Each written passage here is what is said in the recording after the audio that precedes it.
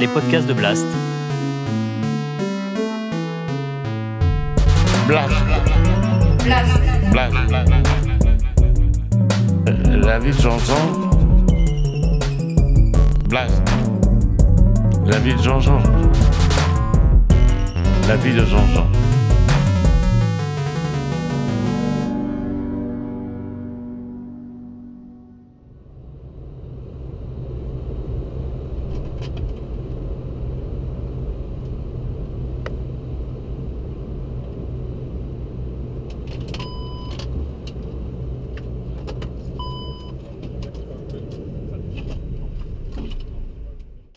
À New York, c'est quand même un esprit spécial.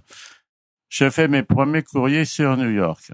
On était 3, il y avait un chef de cabine, un steward et une hôtesse. On était 3. On partait le soir en général, vers 21h, un truc comme ça, c'est des fois même plus tard. Et on faisait donc la première escale, parce que on volait pas haut, puisqu'on était avec des avions hélices à l'époque. On faisait Paris-Shannon.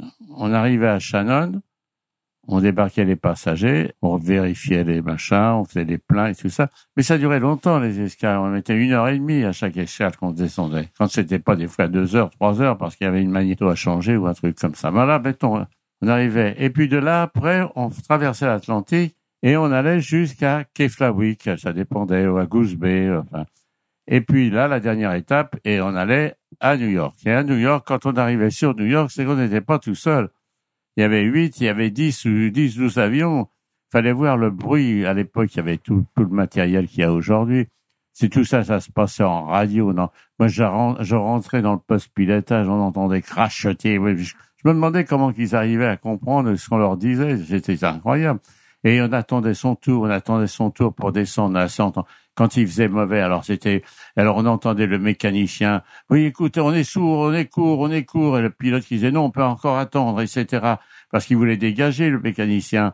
Oh, fallait les engueulades qu'il y avait au poste, je me souviens de ça encore. Et puis, donc, quand il fallait dégager, on dégageait, donc, on pouvait pas se poser, on allait se poser à Boston. Alors là, je préfère vous dire que, quand on allait se poser à Boston, on attendait pour revenir se coucher, pour revenir se poser à New York. Écoutez, je n'exagère pas, De chez moi, j'ai fait un jour un calcul. Je suis rentré, j'ai ouvert la porte de ma chambre à l'hôtel du Century à New York 24 heures après. J'ai fait un courrier qui avait fait 24 heures. Incroyable. J'ai passé 3 heures ici, 3 heures là-bas. À Boston, on avait attendu au moins 4-5 heures pour revenir. C'est effarant ce que c'est payé. Vous savez, nous, quand on a vu arriver les jets et tout ça, quel soulagement. Parce que sur les avions à hélice, on avait des pannes, c'était les magnétos, on arrivait sur 3 moteurs, il fallait se poser, changer un moteur. Mais ça a été nous, on a vu arriver les Boeing, mais ça a été un bonheur pour nous. Mais les gens qui ont fait du Constellation et du 747, ils se rappellent, on a fait des vols absolument épouvantables. C'était crevant, vous savez, crevant. Les passagers étaient malades et tout ça. Non, c'est vraiment... Bon, au retour, on venait plus facilement, on n'avait pas les vents contraires, mais au départ, les vents contraires en hiver, c'était très difficile. Voilà, c'était le premier New York. Et alors donc, je vais vous raconter mon premier New York quand même. J'arrive à New York et on habitait au Century. Le Century, pour ceux qui ont fait la ligne, je parle aux gens d'Air France à peu près là. Le Century, j'étais à 100 mètres de Times Square. On était à côté, on habitait tout à côté. Je sors le matin, je dis je sais pas quelle heure, 7 heures, un truc matin. Puis j'ai envie d'aller aux toilettes d'un seul coup. Je dis merde. Puis je vois à Times Square, il y avait les toilettes. Je descends et là, j'ai fait la première apparition de New York. Quand je suis descendu dans les toilettes, il y avait une grande salle.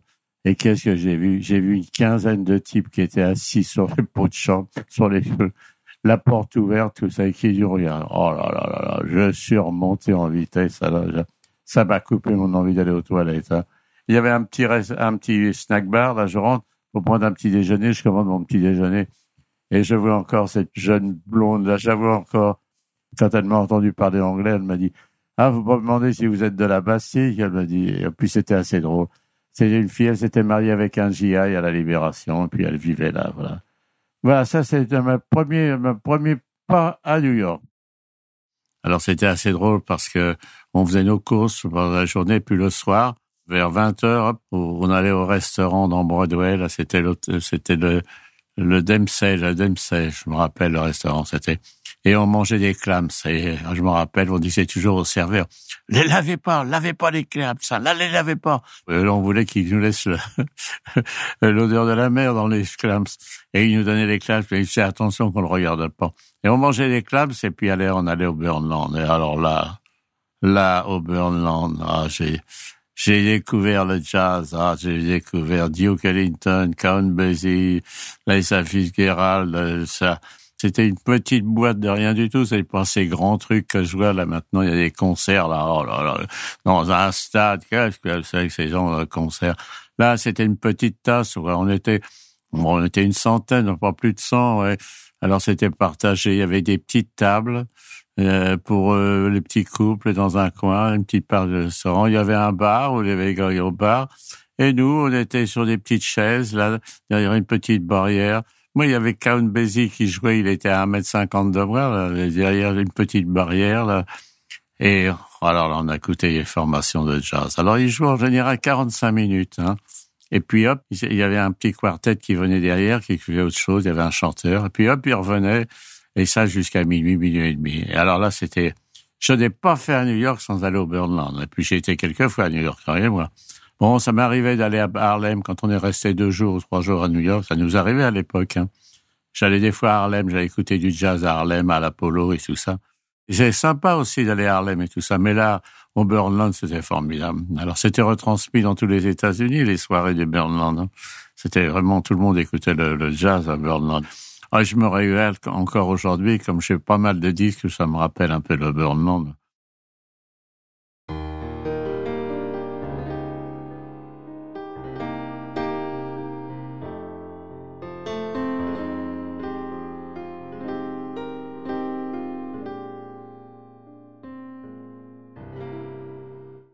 Quand je raconte que je suis allé me balader un dimanche au-dessus de Times Square et j'ai vu un musical, il y avait un gars, je connaissais pas, c'était Ray Charles.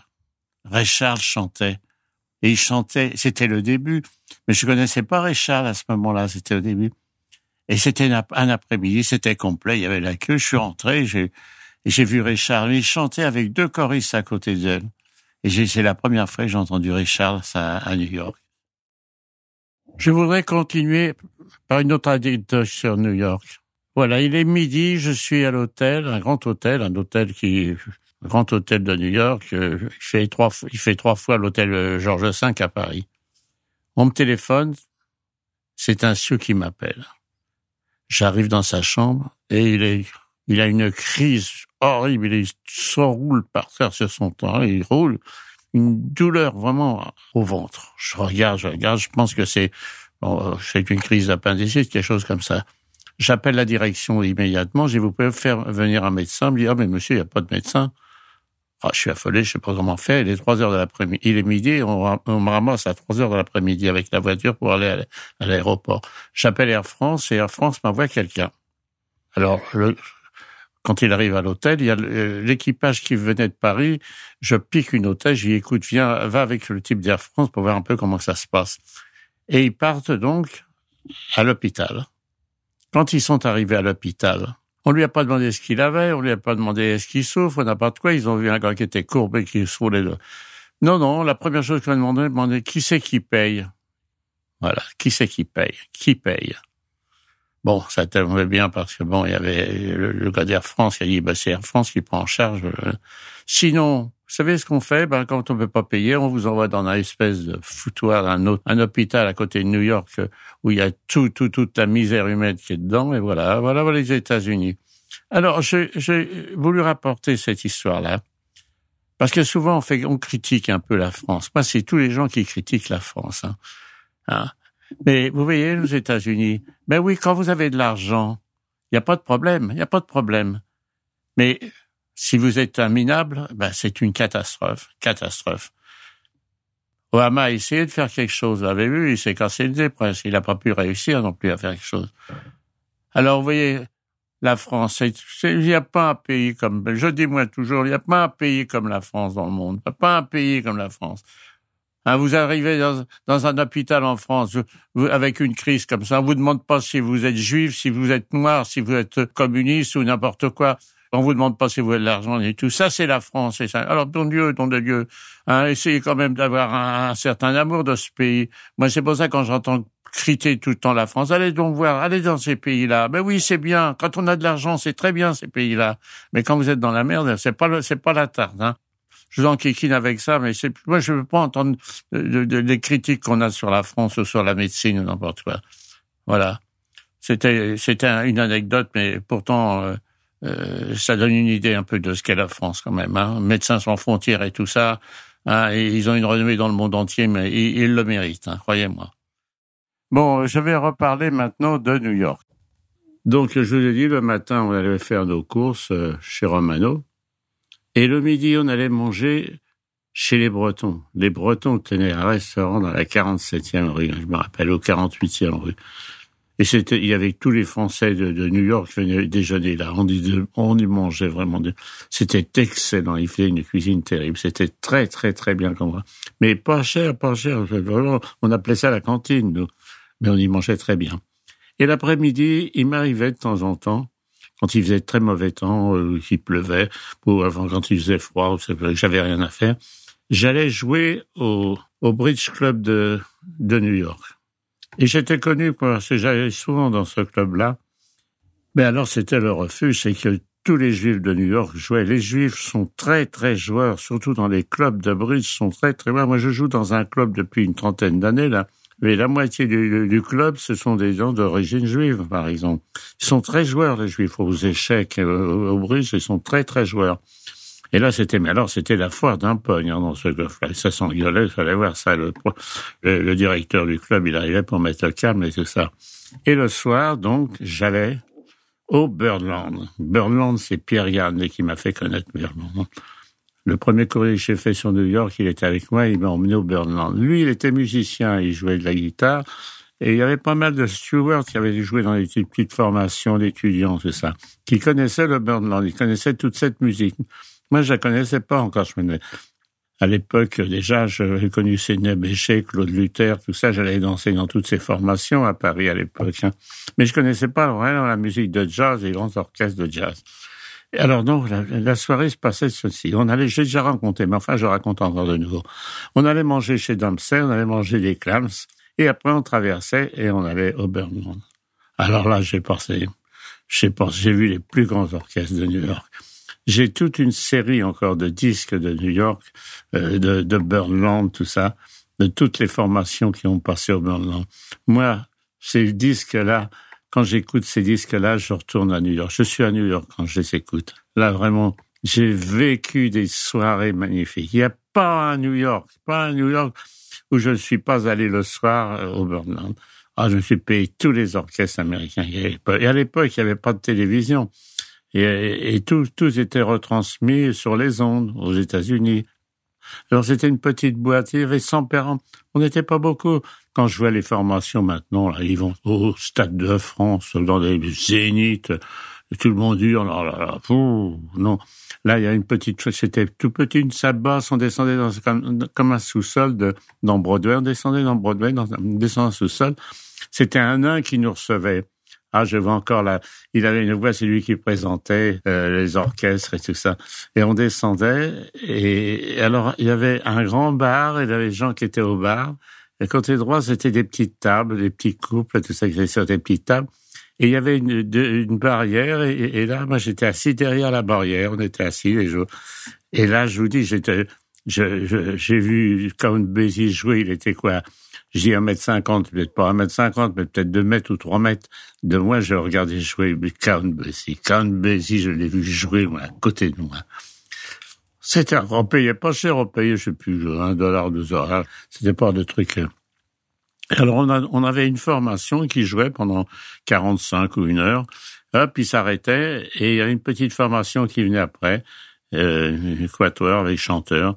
Puis hop, Count Basie revenait, et ça finissait par une autre petite formation. Enfin, on sortait, il était minuit et demi, quoi. Ah, je passais des moments merveilleux avec eux. Vous voyez, j'écoute des fois Sidney Bechet. C'est marrant. Quand j'écoute Sidney Bechet, alors là, je suis sur la Côte d'Azur. Je suis à Juan-les-Pins quand il jouait avec Claude Luther et toute la bande, là. C'est drôle, la musique me transporte vraiment. Quand toutes ces musiques que j'ai entendues me transportent. J'écoute les mariachis. Moi, je me retrouve à Mexico. Quand j'allais au mariachis, on allait à la place Garibaldi, là. On allait voir les mariachis qui jouaient dans un café, un grand café, là. La musique me transporte. Ça, c'est vraiment, c'est un apport, la musique, vraiment. Ça fait voyager. Moi, je voyage avec la musique, hein. Alors voilà, c'était mes soirées au Birdland, voilà. Je voudrais faire une anecdote avant de partir. Je faisais à New York et j'avais à bord toute une équipe qui venait de faire un championnat du monde de boxe à Kinshasa. Et c'était Ben Ali, je me rappelle plus exactement le nom. Enfin, c'était un grand champion. Il n'était pas à bord, lui, mais il y avait 4 personnes. Il y avait 3 hommes et une femme qui faisaient partie de son équipe. Et il y avait parmi eux, donc, un type qui faisait 1m95, 2 mètres presque, large comme une porte. Et ce type avait les yeux un peu troubles, un peu. Bon, le vol se fait, ils étaient en première classe, le vol se fait.